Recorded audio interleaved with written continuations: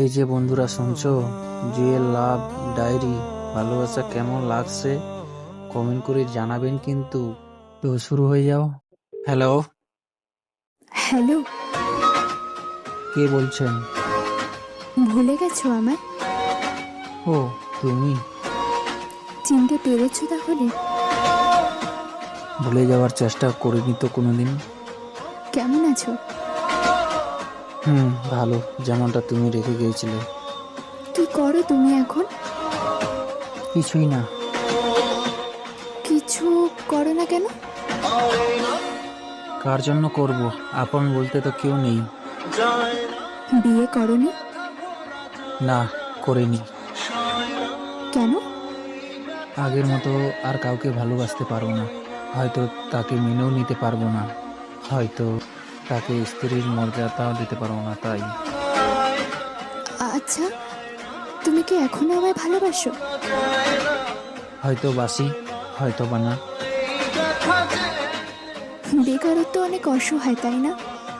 অনেক ভালো সম্পর্ক, ভালো সময়, সব কিছু যেন ভেঙে চুরমার করে দেয়। আচ্ছা, সেদিন তুমি আমায় আটকালে না কেন? কাউকে জোর করে আটকে রেখে সব পাওয়া গেলেও কোনোদিনও ভালোবাসা পাওয়া যায় না। তাই শত চেষ্টার পরেও আমি তোমাকে আটকাইতে পারিনি। জানো, সেদিন আমার কিছুই করার ছিল না।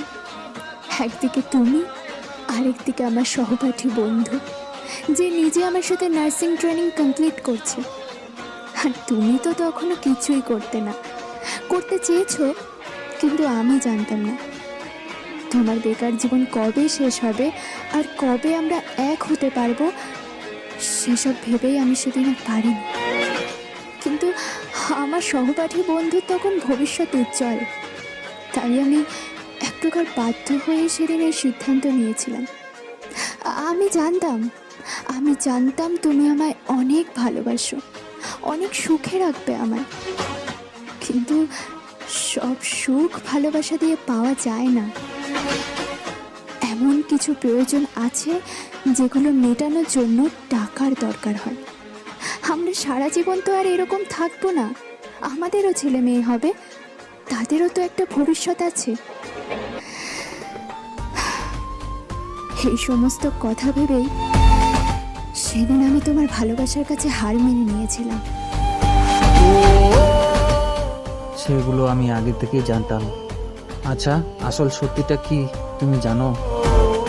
কিসের সত্যি? তো হ্যালো বন্ধুরা, গল্পের দ্বিতীয় পার্ট পেতে চাইলে অবশ্যই কমেন্ট করে জানাবেন।